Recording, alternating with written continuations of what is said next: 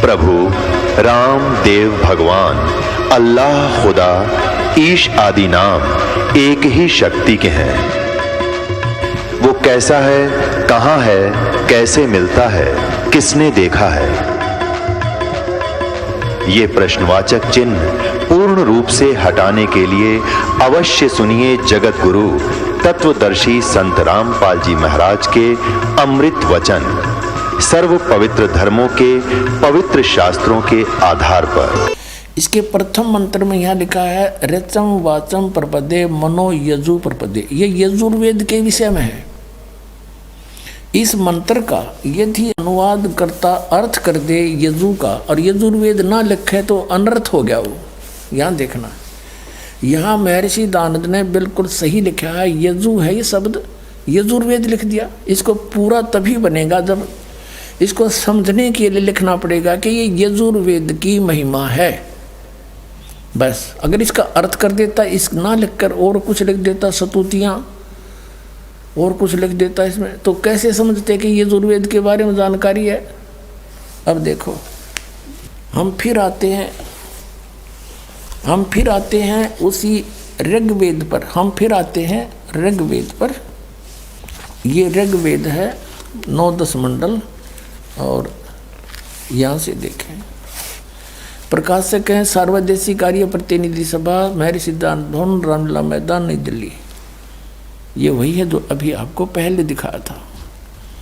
अब यहाँ देखिएगा, अब फिर आगे हम ऋग्वेद मंडल नंबर 9 सूक्त 86 मंत्र 26 पे।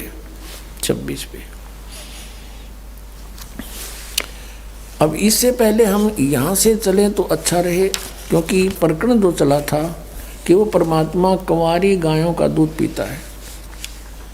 वो चाहे जब भी आता है जिस रूप में, यहाँ पर लिखा है ये ऋग्वेद मंडल नंबर 9 और सूक्त नंबर 1, इसका मंत्र नंबर 9। थोड़ा सा हिंट देंगे। यहाँ लिखा कि उस सोम स्वभाव वाले श्रद्धालु पुरुष को, ये पुरुष लिख दिया, सो माने परमात्मा लिखना था। यहाँ इन्होंने इस ऋग्वेद मंडल नंबर 9 के सभी मंत्रों में, ये ऋग्वेद मंडल नंबर 9 सूक्त 1 का मंत्र 1 है। इसमें भी हे परमात्मा की महिमा चल रही है। और ऋग्वेद मंडल नंबर 9 सूक्त 1 के मंत्र नंबर 2 में भी हे परमात्मन, और 3 में भी हे परमात्मन, और 4 में भी हे परमात्मन, और 5 में भी हे परमात्मन, और 6 में भी। ऋग्वेद मंडल नंबर 9 सूक्त 1 मंत्र 6 में भी हे परमात्मन। और इन्होंने फिर आगे देखा कि महर्षि दानंद तो परमात्मा को निराकार बताता है। और 8 में फिर आ गया भगवान का शरीर है। वहाँ पर पुरुष लिखना शुरू कर दिया 7 से ही। पुरुष माने भी परमात्मा होता है। ये यजुर्वेद अध्याय नंबर 40 के मंत्र 17 में दानंद जी ने खुद पुरुष माने पूर्ण परमात्मा कहा है। तो यहाँ पुरुष माने हमने परमात्मा ही मानना पड़ेगा। उस परमात्मा को उग्र गतियाँ प्रेरणा करती हैं, यानी भयंकर स्थितियाँ जब हो जाती हैं, परिस्थितियाँ पृथ्वी पर, तो परमात्मा आता है। भासमान शरीर को वह पुरुष प्राप्त होता है जिसमें 3 प्रकार से दूसरों को वारण करने वाला मधु में शरीर मिलता है, वो परमात्मा। अब हम इस 9 में पा गए। इससे सिद्ध हो गया कि परमात्मा सह शरीर है। अब देखना, अब इसमें लिखा है कि वो परमात्मा 3 प्रकार के शरीर धारण करके सारी ब्रह्मांडों को संभालता है 3 स्थिति में। एक में तो वो स्थिर रहता है सतलोक में, ऊपर के लोकों में एक ऐसा रूप है, करोड़ सूर्य मिला दे करोड़ चंद्रमा, एक रोमकूप की इतनी शोभा है। वो तो वहाँ फिक्स, वहाँ तो स्थिर रहते हैं, स्थायी। अन्य रूप बना करके वो एक प्रत्येक युग में एक लीला करते हैं, एक बालक रूप धारण करके, और धीरे धीरे बड़े होते हैं। उसमें भी कुंवारी गायों का दूध पीते। ये दूसरी प्रकार का शरीर हुआ, शिशु रूप धारण करके आए, और फिर धीरे धीरे बड़े हुए। 5 वर्ष की आयु से ही वो फिर बड़े बड़े विद्वानों के छक्के छुड़ा देते हैं। 104 वर्ष के महर्षि रामानंद जो पूरे बहुत बड़े प्रसिद्ध हो चुके थे, उनको भी नतमस्तक कर दिया परमात्मा ने अपने ज्ञान के सामने। और फिर उनको अपना शिष्य बनाया, फिर आप उनके शिष्य बने। ये लंबी कहानी है, फिर बताएंगे। और तीसरी प्रकार का जो शरीर है वो परमात्मा एक जिंदा महात्मा का रूप, संत महात्मा का रूप बना करके प्रकट होते हैं और अच्छी आत्मा को मिलते हैं। जहाँ भी कोई उसकी पुण्य आत्मा है उनको मिलते हैं, ज्ञान से परिचित कराते हैं, अपनी सतीति से परिचित करा के वापस छोड़ देते हैं, फिर वो संत भी उनके गुणगान किया करते हैं। अब दूसरी प्रकार का शरीर आपको दिखाते हैं कि जब वो शिशु रूप धारण करके आते हैं, गाय का दूध से उनकी परवरिश होती है, कुंवारी गाय के दूध से। ऋग्वेद मंडल नंबर 9 सूक्त 1 मंत्र 8 हमने पढ़ लिया कि 3 दूसरों का वर्ण करने वाला, तीन प्रकार से दूसरों को वर्ण करने वाला मधुमेह शरीर मिलता है। अब ये दूसरी प्रकार का शरीर है उस अमर परमात्मा को, पूर्ण परमात्मा को, जो शिशु रूप धारण करके आता है। सब अभी अधन्या, अधन्या माने बिना धनाई, धेनु माने गाय, बिना धनाई यानी अभी अधन्या, पूर्ण रूप से, यानी अभी अधन्या का अर्थ है कुंवारी गौओं, उस गौएं उस तृप्ति करती हैं, तृप्त करती हैं। दूसरे शब्दों में ऐसा समझे कि उस परमेश्वर को जो शिशु रूप धारण करके आता है, कुंवारी गायों से उसकी परवरिश होती है, उसको तृप्त करती है। इति सिद्ध। अब पुण्यात्माओं, ये था दूसरी प्रकार से परमात्मा जो हमारी देखभाल संभाल करने के लिए, धारण पोषण करने के लिए आते हैं। और तीसरी प्रकार का शरीर ये वो उनका ऐसा है कि जब चाहे जहाँ प्रकट हो जाते हैं, एक साधु संत रूप बना के, और अपनी अच्छी आत्माओं से मिलते हैं, उनसे वार्तालाप करते हैं, ज्ञान चर्चा करते हैं। अब वो प्रकरण इव आगे चलेगा, और वो कौन है? वो परमात्मा वेद क्लियर कर रहे हैं, वो कबीर देव है। अब आप देखो ऋग्वेद मंडल नंबर 9 सूक्त 86। अब इसमें 26 मंत्र आपने पढ़ा, अब फिर पढ़ेंगे।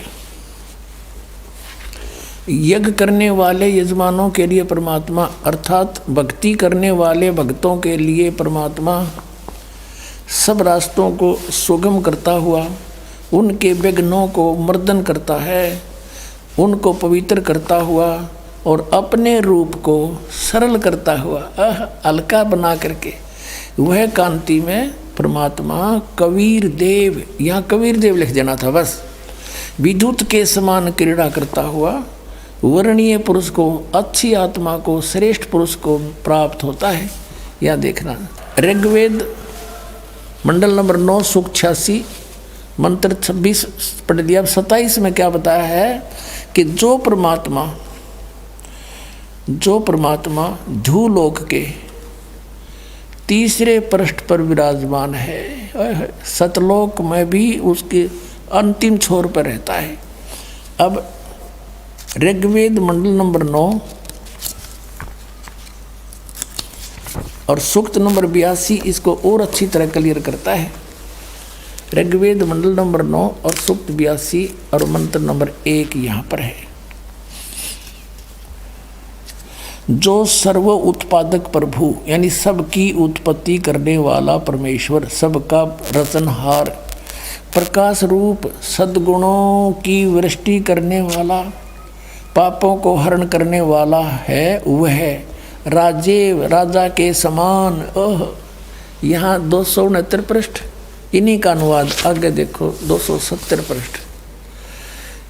राजा के समान दर्शनीय है, राजा की तरह देखने जोगा है। ऊपर परमात्मा मनोहर मुकुट धारण किए बैठा है, श्वेत छत्र सिर मुकुट विराजय, देखत ना उस चेहरे नू। राजा के समान दर्शनीय है, देखने जोगा है, और वह पृथ्वी आदि लोकांतरों के चारों ओर शब्दमान हो रहा है।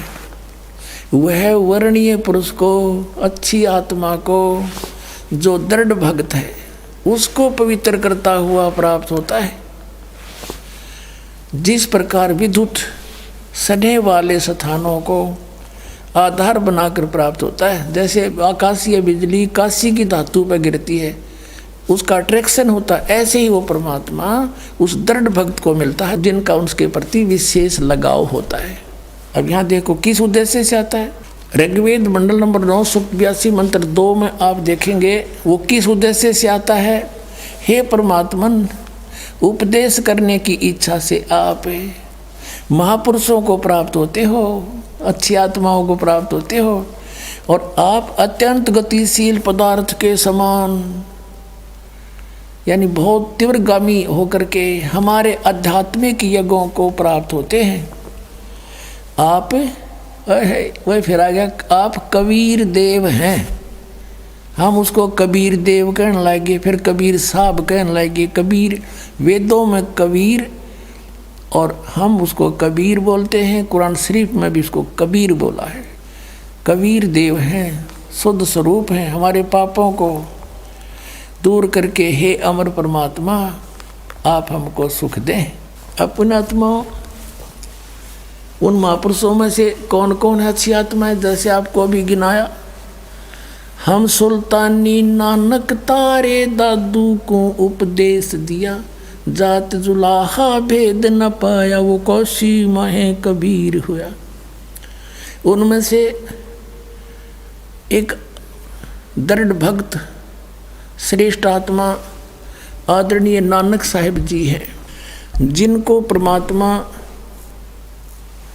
बेई नदी पर मिले थे। सुल्तानपुर शहर में पश्चिमी पाकिस्तान के अंदर है वो क्षेत्र। पहले ज्वाइंट भारत था ये सारा, अफगानिस्तान, बलूचिस्तान, पश्चिमी पाकिस्तान, पूर्वी पाकिस्तान और ईरान, इराक तक, गढ़ और गजनीब तक ये भारतवर्ष था।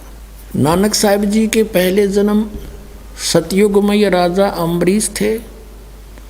त्रेता में यही आत्मा राजा जनक हुए, और कलयुग में ये नानक राजा जो ना वही आत्मा श्री नानक जी हुए। अपने आत्माओं पहले ये राजा थे, इनके नौकर रहा करते थे पिछले पुनों के कारण, और इन पुनों को स्वर्ग में खर्च करके वापस आ जाते हैं सभी प्राणी। फिर ये स्वयं एक सुल्तानपुर के नवाब के यहाँ मोदी खाने में नौकरी कर रहे थे। लेकिन ऐसी आत्माएं भक्ति बिना रुक नहीं सकती। एक ब्रजलाल पांडा इनको पढ़ाया करता था, गीता जी को हिंदी भी उन्होंने पढ़ाई थी, ये फारसी भी पढ़े थे एक मौलवी से। इनके पिताजी श्री कालूराम मेहता खत्री यानी अरोड़ा जाति से थे, हिंदू परिवार था इनका। और श्री कृष्ण जी श्री राम के खूब तगड़े पुजारी थे, सभी देवी देवताओं की पूजा करते थे। जब ये सुल्तानपुर में नौकरी कर रहे थे, वहाँ इनकी बहन ब्याही थी। इनके जीजा जी जो थे बहनोई श्री जयराम जी थे, उनके ही सिफारिश से नानक साहिब जी को मोदी खाने की नौकरी मिली थी नवाब के यहाँ, और जयराम जी भी वहाँ नवाब के ही सर्विस करते थे, या जैसे वो अच्छे गणमान्य व्यक्ति थे। नानक साहिब जी प्रतिदिन उसके सुल्तानपुर के साथ से बह रही बेई नदी के ऊपर प्रतिदिन स्नान करने जाते थे, और वहाँ बैठकर कुछ देर भगवान का एकांत में चिंतन करते रहते थे। एक दिन परमात्मा सतपुरुष कबीर देव जिंदा महात्मा रूप बना के और नानक साहिब जी के पास गए। नानक साहिब जी से कहा कि हे महात्मा जी, हे भक्त, मैं बहुत भटक लिया, मुझे कोई सतमार्ग बताने वाला नहीं मिला, और मुझे कोई मार्ग बताओ। आप बहुत अच्छे भक्त बताए, सभी यहाँ चर्चा है आपकी। तब नानक साहिब जी ने जैसा भी ब्रजलाल पांडे से सुना था वो सारी कथा सुनानी शुरू कर दी। फिर कहा कि अगर तुम मुझे गुरु बनाओ तो गुरु बिन मोक्ष हो नहीं सकता। तो परमात्मा ने कहा कि भाई गुरु किसको बनाऊं, जब तक मेरी आत्मा दृढ़ नहीं होगी। मैं वैसे गुरु तो मैंने बना भी रखा, रामानंद जी, काशी में पंडित स्वामी रामानंद जी से मैंने दीक्षा ले रखी है, लेकिन मेरी तसल्ली नहीं हुई, संतुष्टि नहीं है। नानक साहब जी कहते फिर मुझे बनाओ गुरु। तो कबीर साहब कहने लगे ठीक है आप गुरु जी, लेकिन मेरी कोई शंका समाधान करो गुरुदेव, मेरी कोई शंका का समाधान करो। बोलो। कि ब्रह्मा विष्णु महेश की क्या स्थिति है, क्या ये जन्मते मरते हैं या इनके कोई माता पिता भी हैं। तो जैसा उन्होंने सुन रखा था ब्रजलाल पांडे से, और जैसा भी हिंदू धर्म में प्रचलित है, ये लोक वेद सारा सुना दिया, ये अजरो अमर हैं, अविनाशी हैं, इनके कोई माता पिता नहीं, श्री कृष्ण जी सर्वश्रेष्ठ हैं। और श्री कृष्ण जी ने गीता का ज्ञान दिया, ये अनमोल ग्रंथ है। कबीर साहब ने कहा जी कुछ फिर उस अनमोल ग्रंथ के कुछ वचन सुना दो। फिर वो नानक साहिब जी ने कुछ जो श्लोक याद थे वो सुनाए। फिर कबीर साहब ने उसके ऊपर कहा कि आप श्री कृष्ण जी कहते हो, श्री कृष्ण जी ने गीता बोली। हाँ, श्री कृष्ण जी ने बोली। तो आप श्री कृष्ण जी को अजरो अमर बताते हो, उनकी जन्म मृत्यु नहीं होती? कि हाँ बिल्कुल सही है, नानक जी बोले। अब जिंदा फकीर बोला, कबीर परमेश्वर जिंदा रूप में विराजमान थे कि आपके गीता ज्ञानदाता चौथे अध्याय के 5वें और 9वें श्लोक में, दूसरे अध्याय के 12वें श्लोक में और 10वें अध्याय के दूसरे श्लोक में कहता है मेरे जन्म और मृत्यु होता है। अर्जुन तू नहीं जानता, मैं जानता, मैं जानता हूँ। और फिर कहता है 18वें अध्याय के 62वें श्लोक में कि तू सर्वभाव से उस परमेश्वर की शरण में जा, उसकी कृपा से तू परम शांति को, सनातन परम धाम को प्राप्त होगा। तो वो कौन है जो गीता ज्ञानदाता से भी अलग है? अब काफी प्रश्न उत्तरी हुई, तब नानक साहिब जी अक्षुब्ध हो गए और उनकी चर्चा सुनकर जो स्नान करने सुबह सुबह भगत जाते थे 50-60 वो भी बैठ गए चारों तरफ। जब नानक साहिब जी की अरुचि देखी, नाराज होते दिखे, परमात्मा उठ कर चल पड़े कि महाराज नाराज ना हो, हम तो शंका समाधान चाहते थे, आप नाराज ना। उठ कर चल पड़े। जब वो जा लिए काफ़ी दूर, जब पूछा कि ये कौन था, उन्होंने ये कौन था जो आपको गुरुजी बोल रहा था, तब श्री नानक साहिब जी ने कहा कि ये नीच जात था, काशी का जुलाहा धानक है, और हमारे ब्रह्मा विष्णु महेश को कहता है तो नासवान है। इसको जवाब आया नहीं, उठ के चला गया। तो सब अब अपने काम लग गए। श्री नानक जी भी स्नान करके अपने काम चले गए, लेकिन उनका जख्म हो गया अंदर।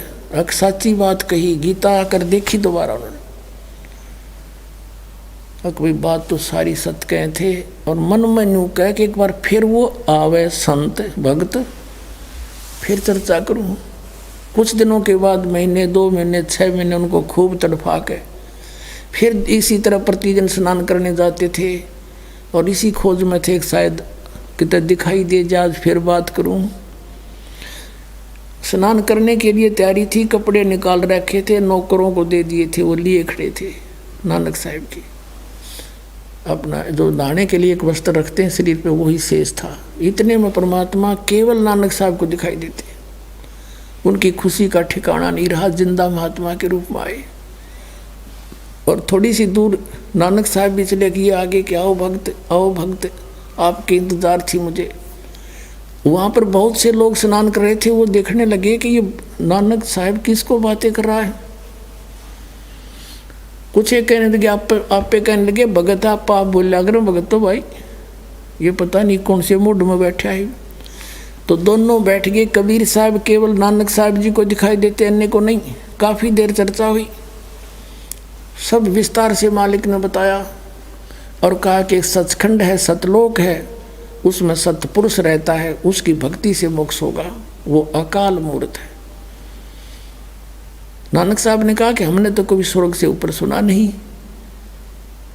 तो कहते हैं नानक साहब जी ने ये शर्त रखी कि आप मुझे ढूंढ दो दरिया में, तो मैं आपको गुरु बना लूँगा, तेरी सारी बात सुनूंगा। ये कहकर छलांग लगा दी दरिया में। कबीर साहब ने वहीं से अंतर्धान किया उनको, और अब सटरी में जिधर से जल आ रहा था उसी साइड में ले गए। काफ़ी देर जब नानक साहब बाहर नहीं आए तो सबको चिंता होगी, सब ने जान लिया कि डूब गया। सुल्तानपुर शहर में आग की तरह बात फैल गई। भागे आए, उसकी बहन मूर्छित होगी, बहन रोने लगी बुरी तरह, मेरा भाई मर गया। बहुत चिंता का विषय बन गया। सुल्तानपुर के नवाब तक बातें गई, उन्होंने नौकर भेज दिए जाल डालने के लिए, गोताखोर भेज दिए, वो ढूंढ रहे डाउन स्ट्रीम में, वो ले गए अप स्ट्रीम में। बहुत दूर ले जाकर 3-4 किलोमीटर वहाँ बैठा लिए नानक साहब की, दोनों की काफ़ी देर चर्चा हुई परमात्मा के साथ। फिर नानक साहब ने कहा कि मुझे सचखंड दिखा दो भगवान, फिर मैं मानूं। शरीर को वहाँ छोड़ा, आत्मा लेकर चल पड़े। जैसे गरीबदास जी को लेकर गए थे, जैसे धर्मदास जी को लेकर गए थे, जैसे दादू साहब जी को लेकर गए थे, जैसे मुल्कदास साहब जी को लेकर गए थे, जैसे गीसा दास साहब जी को लेकर गए थे, ऐसे इनको भी लेकर गए। वहाँ जाकर देखा परमात्मा दूसरे रूप में स्थिर बैठे हैं।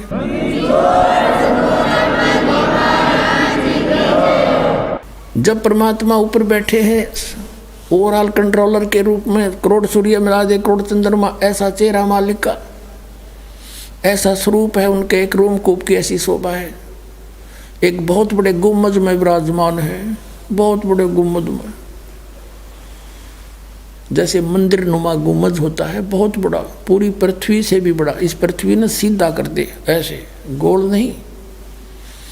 और इतना बड़ा गुम्बद मालिक बीच में बैठे हैं। वो जिंदा महात्मा के रूप में परमात्मा साथ से लेकर गए आदरणीय नानक साहब जी को। तो वहाँ क्या देखा कि भाई रब तो ये है जड़ा तकत पे बैठा। और यो यहाँ का जो कबीर है, ये बाबा कबीर जिंदा यहाँ का कोई गण है, क्योंकि कबीर साहब जिंदा महात्मा के रूप में गए थे नीचे से, तो चौर करने लगे अपने दूसरे रूप पर है। तो सोचा ये सेवक होगा बाबा जी जो जिंदा नीचे आया है। इतने में तेजो में शरीर खड़ा हुआ। कबीर नीचे से गए थे, जिंदा महात्मा वाला शरीर विराजमान हुआ, और वो तेजो में शरीर जो रब दिखाई दे था वो लगा चौर करण जिंदा वाले रूप पर। नानक साहब सोच ही रहे थे भाई बाबा जी जिंदा महात्मा पे और रब चमर करता है, ये कैसी अजीब लीला इनकी। इतने में वो तेजो में शरीर और परमेश्वर कबीर साहब जिंदा वाले शरीर में समा गया, एक रह गए।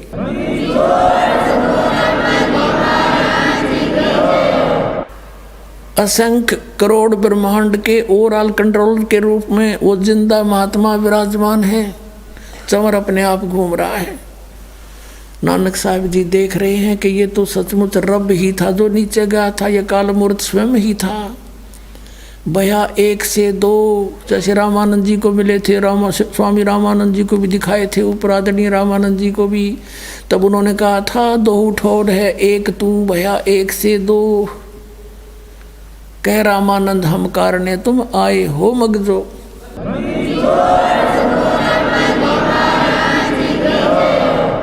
और यही आदरणीय नानक साहब जी के साथ घटना घटी।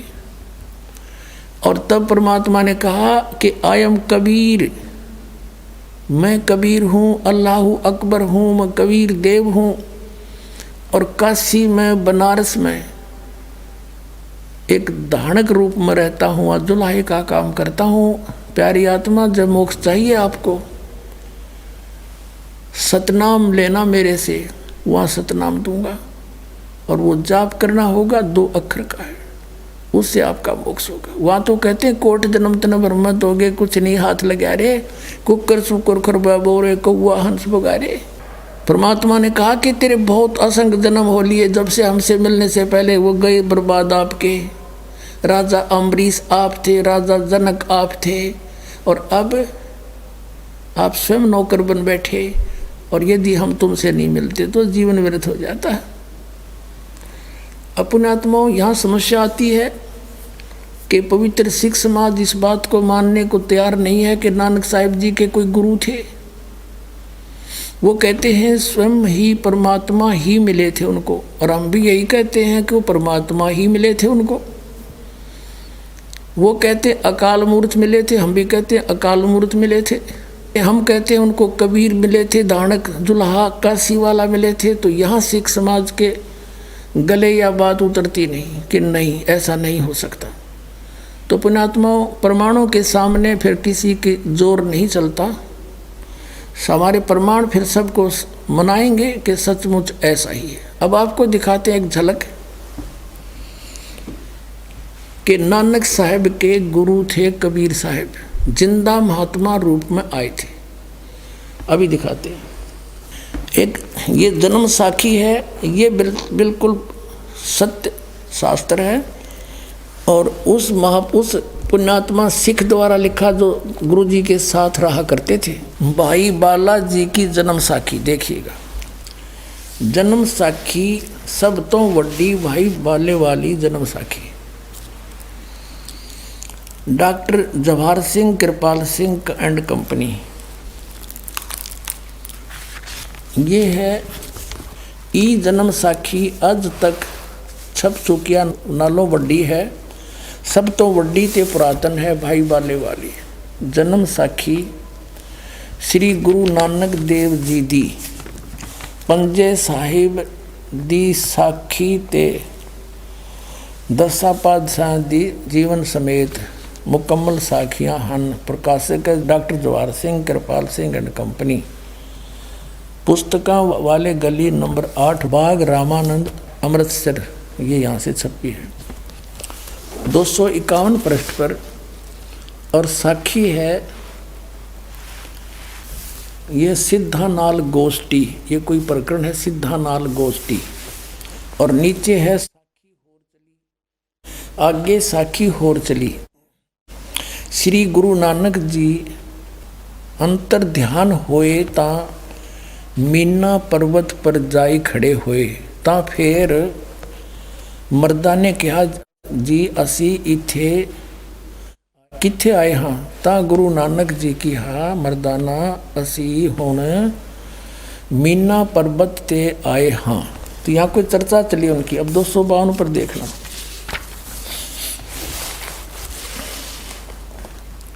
दो 252 पृष्ठ पर आगे ता गुरु नानक जी की हा मर्दाना असी 16,000 जोजन ऊपर आए हैं। आहे ता मर्दा ने कहा जी यहाँ से सुमेर पर्वत कितना रहिंदा है। अब अपने मतलब की पढ़ेंगे। ता फिर मर्दाना पूछिया जी तू सानू जो गुरु मिलिया सी उसका नाम की है। ता गुरु नानक जी कहा मर्दाना उसका नाम बाबा जिंदा आखदे हन। जहाँ तोड़ी जल और पवन है उसदे हुक्म विच चलदे हन। अते अगन और मिट्टी ए भी उसदे आखे विच हन। जिस ताही बाबा जिंदा मिलेगा, जिस ताही बाबा जिंदा मिलेगा तिस ताही बाबा आखना चाहिए, होर ताही बाबा नहीं आखना। अब कहने का भाव है कि यू है सबका बाबा सबका दादा, जो मैं हमने और किसी को बाबा कहना व्यर्थ है। मर्दा ने किया गुरु जी असी तां तुहाडे नाल सी ही रहिंदे हन आहे। तू सानू कद मिलिया है। ता गुरु नानक जी कहा मर्दाना अजे तू असा थी नहीं आया से, तब तक तो मेरे पास नहीं आया था। जद असी मिलन गए से ता मर्दा ने कहा जी कद गए से। ता गुरु जी कहा जद सुल्तानपुर विच डुबकी लाई सी, डुबकी यानी डुबकी लाई सी। तब मर्दाना असी 3 दिन उसे पासे रहे से।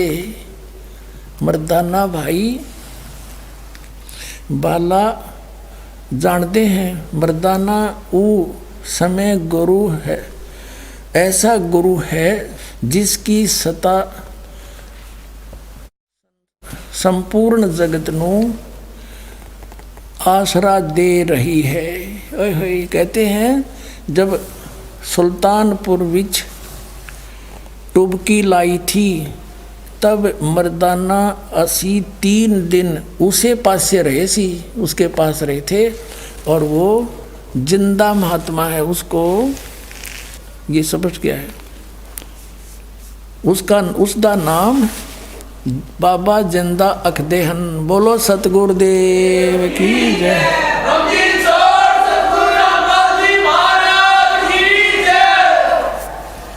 अब एक और कंसेप्ट क्लियर करें।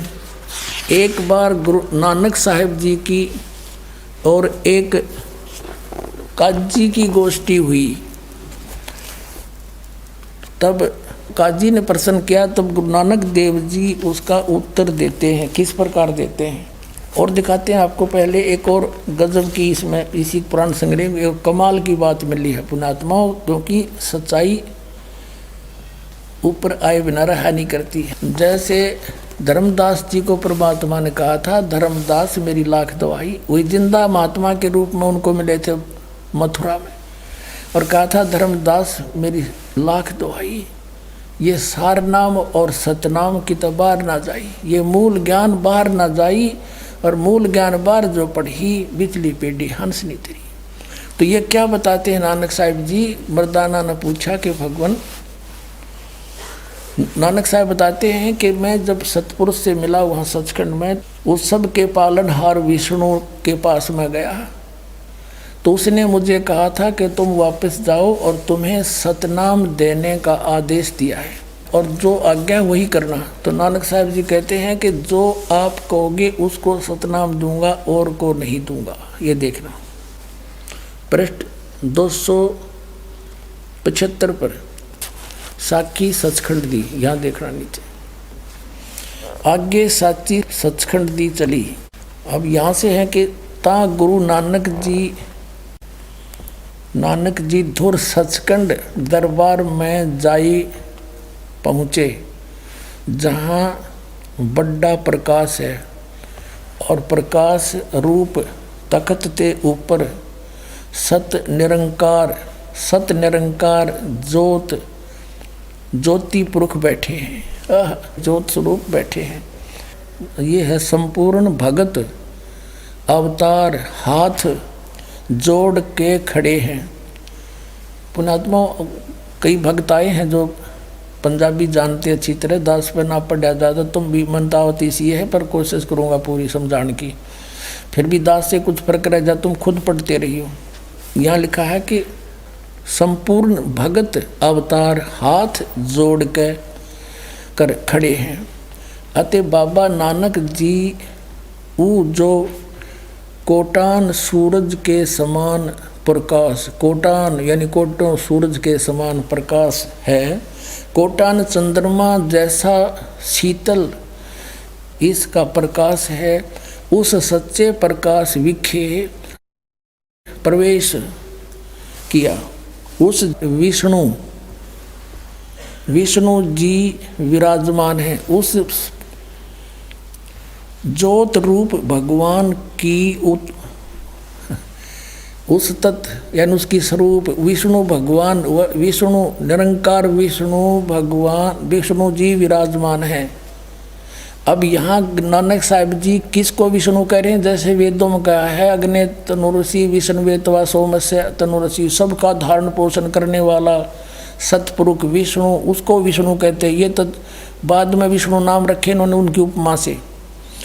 विराजमान है, साकार है, सर्वशक्तिमान। और भगवंत जी ने किया आऊ नानक भक्त, तू सदा ही मेरे में मिलिया है, तेरे और मेरे में कोई भेद नहीं। पर जिस वास्ते संसार में सतनाम उपदेश के जपाउन के वास्ते गए से सो दृढ़ाया है, ता श्री गुरु नानक जी की हा सर्वंग स्वामी, हे सब के मालिक, जहाँ आप दी आज्ञा,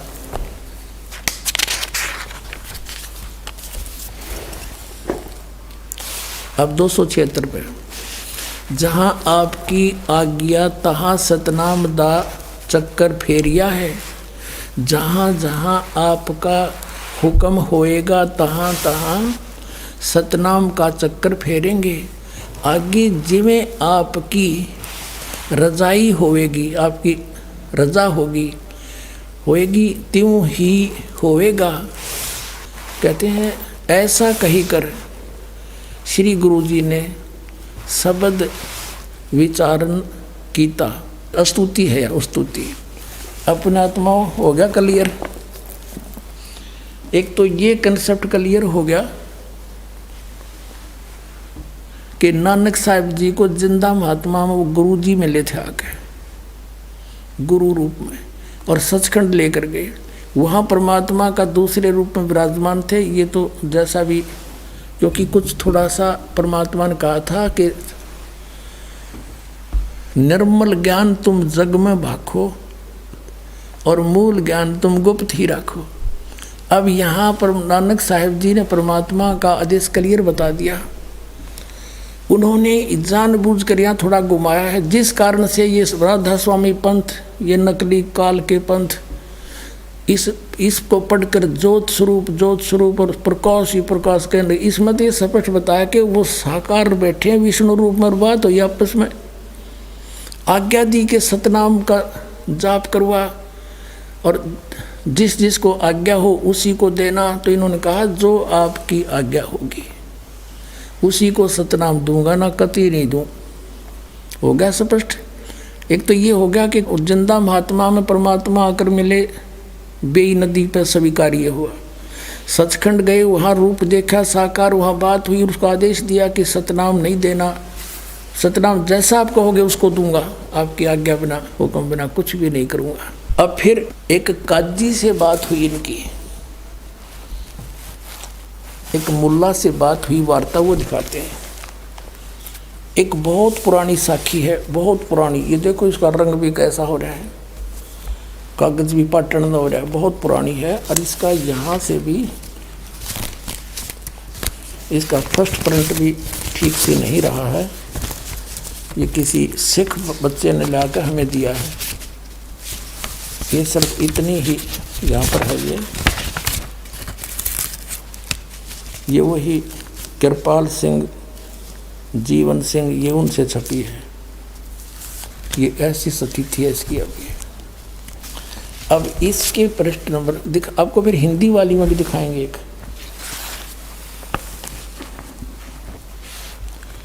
122 पृष्ठ पे ये है स्वामी सुआल काजी रुकन दीन सुराई। रुकन दीन को काजी है।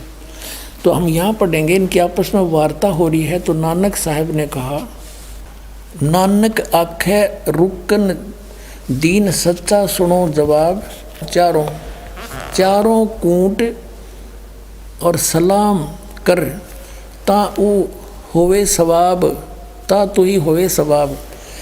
कहते हैं खालक आदम सिरजिया, आलम बड़ा कबीर।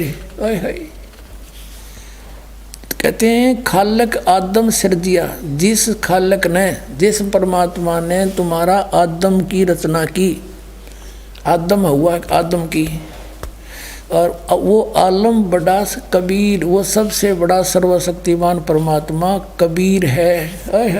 और फिर कहा कि कायम दायम और कुदरती, सिर पीरा दे पीर, सब गुरुआं के गुरु और आलम बड़ा कबीर। बोलो सतगुरुदेव।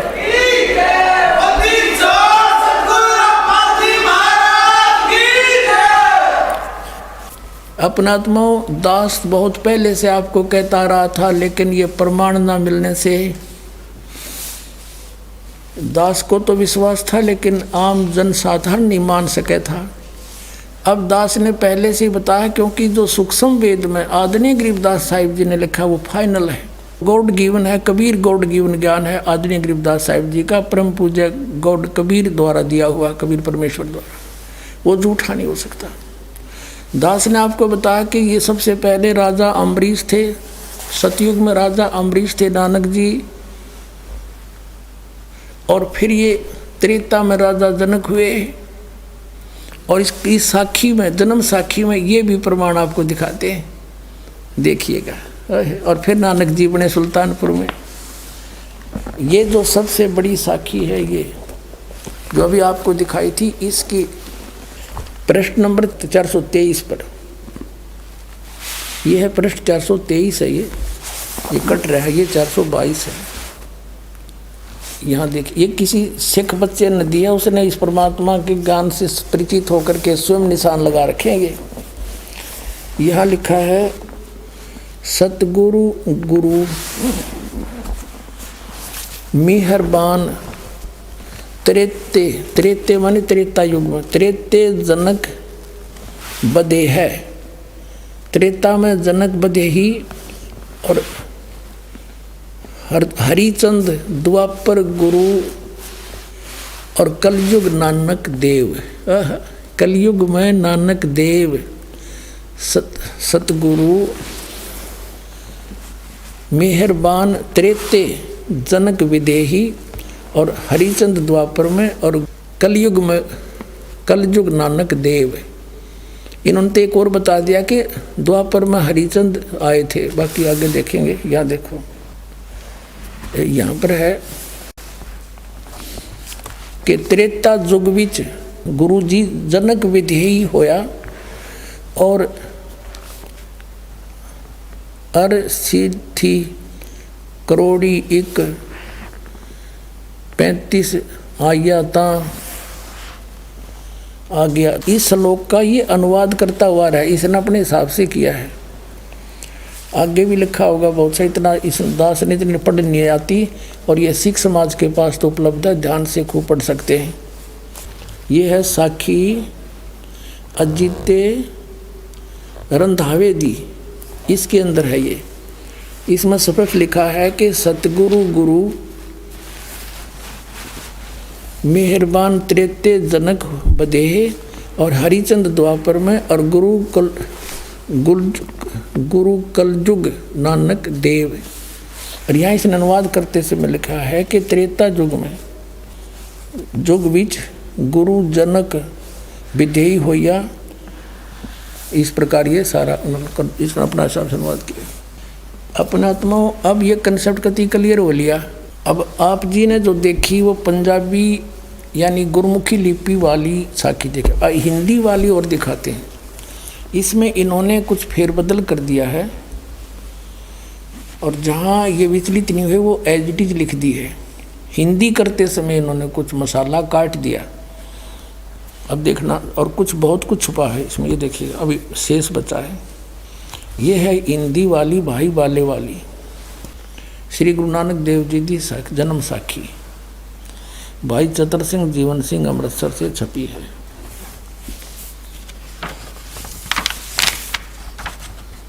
ये भाई बाले वाली श्री गुरु नानक देव जी की जन्म साखी, पंजे साहिब 10 पातशाह का जीवन, संपूर्ण साखियाँ सही दर्ज है। प्रकाशक हैं भाई चतर सिंह जीवन सिंह अमृतसर, ये यहाँ से छपी है। बाजार माइया सेवा अमृतसर, ये इनके फैक्स और फ़ोन नंबर है।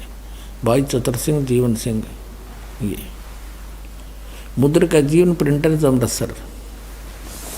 इसमें हिंदी में और पढ़ी आराम से आनंद आओगा आपको। ये है पृष्ठ तो 97 पे, 197 पे, सवाल काजी रुकनदीन सूरा के, नानक साहिब जी से कोई सवाल किया, जवाब श्री गुरु नानक देव जी का। हम यहाँ से पढ़ेंगे अपने काम का। नानक आखे रुकनदीन सच्चा सुनू जवाब, चारों कोट सलाम करता ही ता तू ही होवे सबाब। अब 198 पे साखी मक्के मदीने की, वो नीचे है 198 पे, पृष्ठ 198 पे। अब खालक आदम सिरजिया, यानी जिस भगवान ने आदम की उत्पत्ति की, आलम बड़ा कबीर, वो सबसे बड़ा परमात्मा कबीर है। अब यहाँ मुसलमान भाई कबीर का अर्थ बड़ा करते हैं, तो नानक साहब ने यह समस्या हल कर दी है कि वड्डा कबीर, इसका अर्थ भी करना भूल जाओगे कि इस कबीर का अर्थ बड़ा होगा, कर दिया होगा यहाँ पर। खालक आदम सिरजिया आलम बड़ा कबीर, और कायम दायम कुदरती सिर पीरा दे पीर। अब क्लियर कर दिया कि वो पीरा के पीर जगत गुरु है, वो सतगुरु पुरुष कबीर हैं, चारों युग परवाने। झूठे गुरुआ मर गए वो हो गए भूत मसाने। सतगुरु पुरुष कबीर है, सतगुरु और पुरुष भगवान भी वही है, और यहाँ पीर रूप में आकर मिलते हैं। वेद भी गवाही देते हैं, परमात्मा अच्छी आत्माओं को मिलते हैं, और जिनको मिले वो गवाही दे रहे हैं कि जिंदा रूप में कबीर परमेश्वर आकर मिले। वो सबसे बड़ा हो परमात्मा, बड़ा कबीर। ये कहते हैं अल्लाहू अकबर, बड़ा बड़ा भगवान। कबीर का अर्थ बड़ा करते हैं। यहाँ पर नानक साहब ने समस्या हल कर दी कि वड्डा कबीर, सबसे बड़ा कबीर, सबसे बड़ा वो कबीर, सब तो बड़ा है वो आलम, आलम कबीर, यानी सबसे बड़ा भगवान परवरदिगार आलम। वो परवरदिगार आलम है, सबसे बड़ा भगवान परमात्मा, सब तक बड़ा कबीर। इसका ये अर्थ है, आलम बड़ा कबीर, सबसे बड़ा भगवान कबीर। इसमें बड़ा अर्थ साफ लिख दिया। अब आप दिखाते हैं सचखंड की साखी। ये है सचखंड की साखी 309 पृष्ठ पे। इसमें सफल लिखा है कि फिर गुरुजी उस स्थान पर पहुँचे जहाँ महान प्रकाश है, और प्रकाश रूपी सिंहासन पर निराकार स्वयं विराजे हैं। तो विराजने वाला कोई अलग थोड़ा हो गया, कोई परमात्मा साकार है। तो ये धन धन सतगुरु राधा स्वामी वाले, जय गुरुदेव वाले इस वाणी को इसको समझ नहीं सके। वो प्रकाश प्रकाश का रोड़ा मचान लाएंगे, इधर के वहाँ बैठे हैं, उस पर विराजमान है वो भगवान। और देवी देवता अवतार अपने अपने हाथ बांधे हुए आज्ञा की प्रतीक्षा में खड़े हैं। वह प्रकाश लाखों चंद्रमाओं के प्रकाश से परम सुखदायी है, शीतल प्रकाश है। इन अनुवादकर्ताओं ने बहुत सी छोड़ दी, उसमें सूरज और चंद्र दोनों लिखे, सूरज भी। तो तब गुरुजी वहाँ स्तुति की, विष्णु जी की उपस्थिति में वह स्थान परम रम्य हो रहा था। तब भगवान ने प्रेम से कहा, आओ नानक देव, तुम तो सदैव मुझ में मिले हुए हो, तुम में और मुझ में कोई भी अंतर नहीं है। तुमको सतनाम की उपदेश के लिए संसार में भेजा है। तब गुरु जी कहा कि हे सर्वज्ञ, जहाँ आपकी आज्ञा थी वहाँ सतनाम का प्रकाश मैंने किया है, और जहाँ जो आज्ञा होगी वहाँ मैं पूर्ण करूँगा। यह कहकर गुरु जी ने ये शब्द कहा। अब आप जी को दिखाते हैं पवित्र कबीर सागर में गुरु ग्रंथ साहिब के 24 पन्ने पर लिखा है कि फाई सूरत मलुकी वेश, ओ ठगवाड़ा ठगी देश, खरा सियाणा भोता बार, ये धानक रूप रहा करतार। फिर प्रश्न नंबर 721 में लिखा कि एक अर्ज गुप्तम पेश तोदर कून करतार, हक्का कबीर करीम तू बे ऐब परवरदिगार। हक्का कबीर, हे सत कबीर, हे अविनाशी कबीर, आप सर्वशक्तिमान शब्द स्वरूपी राम, आप ही हो सारी सृष्टि के करतार हो। और यहाँ स्पष्ट कर ही दिया, सब तो बड़ा आलम कबीर, तो निराकार कैसे हो सकता है? ये साखी फिर दिखानी पड़ेगी। अब फिर देखिए थोड़ा सा, क्योंकि यहाँ पर भ्रम ना रह जाए और पढ़ाते हैं थोड़ा। ये वो साखी है भाई बाले वाली, ये पुरानी है, ये भी सबसे पुरातन लिखा है इन्होंने। सब तो बड़ी भाई बाले वाली यहाँ है। ई जन्म साखी अज तक छप चुकिया नालों बड़ी है, सब ते वड्डी ते पुरातन है। भाई बाले वाली जन्म साखी श्री गुरु नानक देव जी दी, ये वही है। पहले आपको दिखाई थी जीवन सिंह कृपाल सिंह एंड कंपनी, पुस्तकों वाली गली, नंबर 8, बाग रामानंद, अमृतसर। ये ऐसे। अब इसमें हम पीछे थोड़ा रह गया, बात कंसेप्ट क्लियर हो नहीं पाया। ये है 251 पृष्ठ पर, ये है आगे साखी होर चली, आगे साखी होर चली। हम यहाँ तक पढ़ सके हैं कि श्री गुरु नानक देव जी अंतर्ध्यान होए ते मीना पर्वत पर जा खड़े हुए। अब 252 पर देखते हैं। 252 पर और मियाँ नाल गोष्ठी, ये सिद्धा नाल गोष्ठी हुई, ये उसका ही प्रकरण है।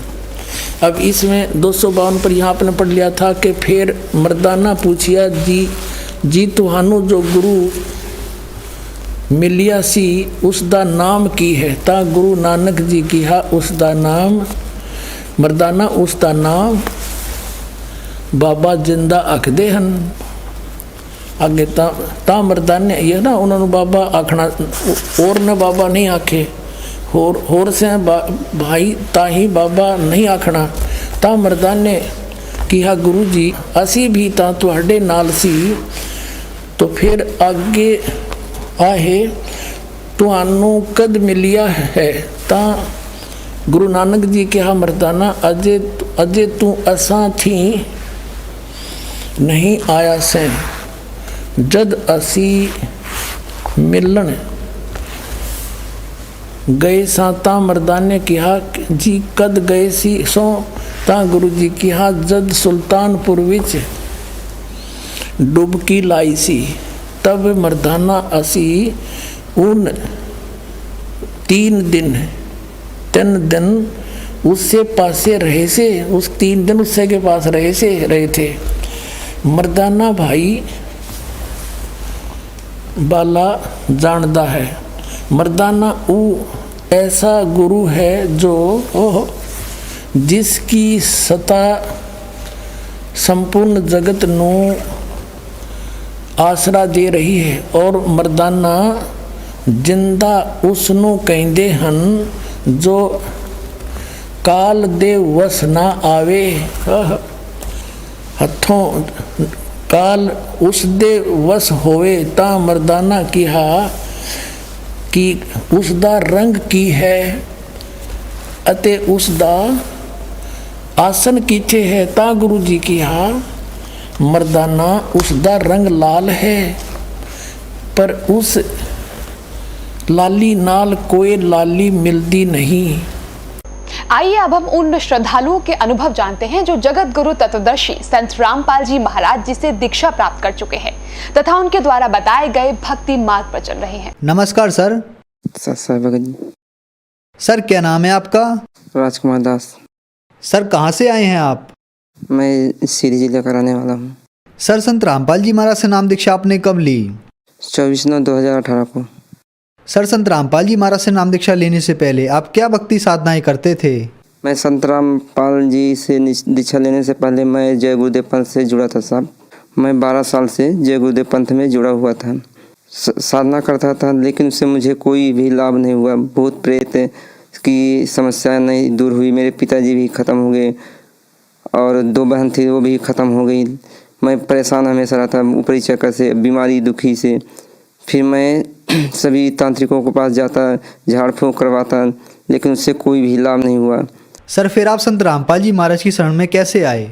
सर इन संत रामपाल महाराज जी के बारे में जानकारी, मैं ग्वालियर बिलौआ में मशीन चलाता हूँ, Shri Hardaul granite construction limited company में जी। वहाँ पे भगत थे बलवंत सिंह, वो हमेशा सत्संग सुनते संत रामपाल जी महाराज जी के।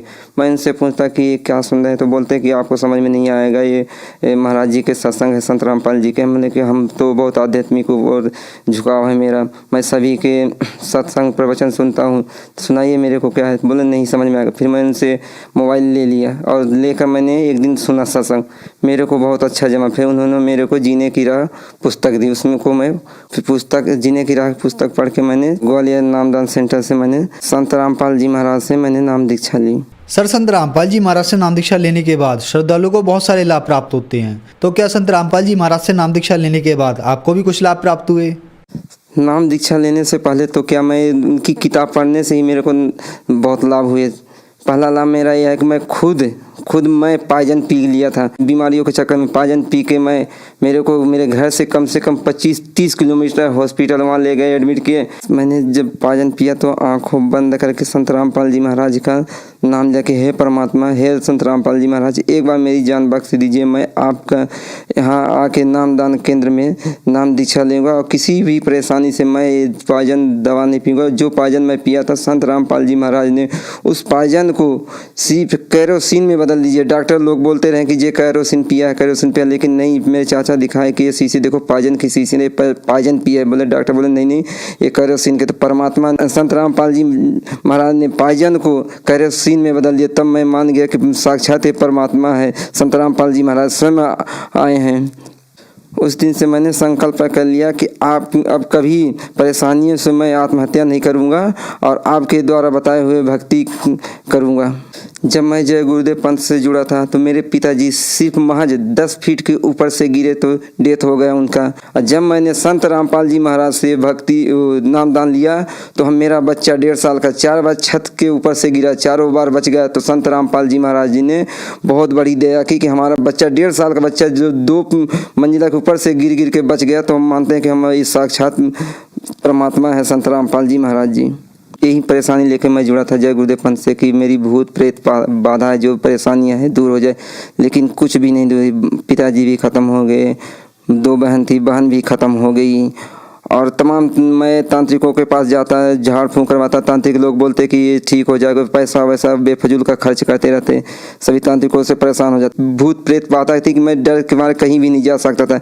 जब मैंने संत रामपाल जी महाराज से नाम दीक्षा ली, आज मैं कहीं भी कितनी भी रात हो मेरे को जाने में कोई भी डर नहीं। जो जितनी भी प्रेत बाधाएं थी सब के सब दूर हो गई, कुछ भी नहीं है हम मेरे पास। मैं, मेरा परिवार, मैं, मेरे बच्चे, मेरे भगतमती सब स्वस्थ हैं, खुशी के जीवन व्यतीत कर रहे हैं। ये सिर्फ संत रामपाल जी महाराज की दया दृष्टि है।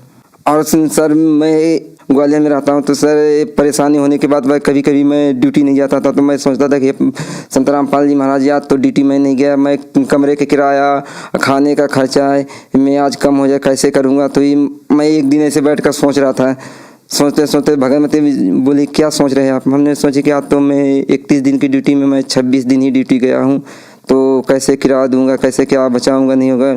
तो बोले कि चलो ठीक है, परमात्मा सब ठीक है, संत रामपाल जी महाराज जी सब ठीक कर देंगे, जो परेशानी है तो सब दूर हो जाएगी। मैं गया ऑफिस में पैसा लेने, तो संत रामपाल जी महाराज की ऐसी दया कि कैशियर ने 31 दिन का 26 दिन की ड्यूटी में 31 दिन का जोड़ के मेरे को पैसा दिया। मैं लेकर खड़ा था, ये क्या हुआ? बोला नहीं ठीक है, तुम्हारा इतना ही हो रहा है, तुम लेके जाओ। फिर मैं चला आया। आज हमारा पूरा परिवार, हम, हमारे भगतमती, जितने भी हमारे घर में सदस्य हैं, संत रामपाल जी महाराज की दया दृष्टि से सभी लोग खुशी की जीवन व्यतीत कर रहे हैं। सर, संत रामपाल जी महाराज ने आपको एक सुखमय जीवन दिया और बहुत सारे सुख दिए, तो जो श्रद्धालु आज आपको देख रहे हैं आप उन्हें क्या कहना चाहेंगे?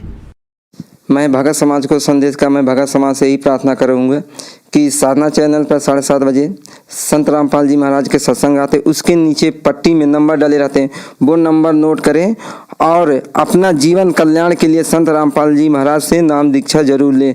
यही एक पूरी दुनिया में जो पूरे परिवार, पूरे विश्व को शांति देंगे, सिर्फ यही है संत रामपाल जी महाराज, और इनके अलावा ये दुनिया संसार में कोई भी नहीं है। संत रामपाल जी महाराज से नाम दीक्षा लेकर अपने जीवन का कल्याण कराओ। सर, संत रामपाल जी महाराज की शरण में कैसे आ सकते हैं? उसके लिए चैनल पर 7:30 बजे सत्संग आता है संत रामपाल जी महाराज के, उसके नीचे पट्टी चलती है, उसमें नंबर डाला रहता है। आप नंबर नोट कीजिए, नंबर नोट करके कॉल कीजिए, आप नाम स्थान पर पहुंच जाइए, पहुंच जाकर वहाँ पे संत रामपाल जी महाराज से नाम दीक्षा ले सकते हैं। धन्यवाद सर। साथ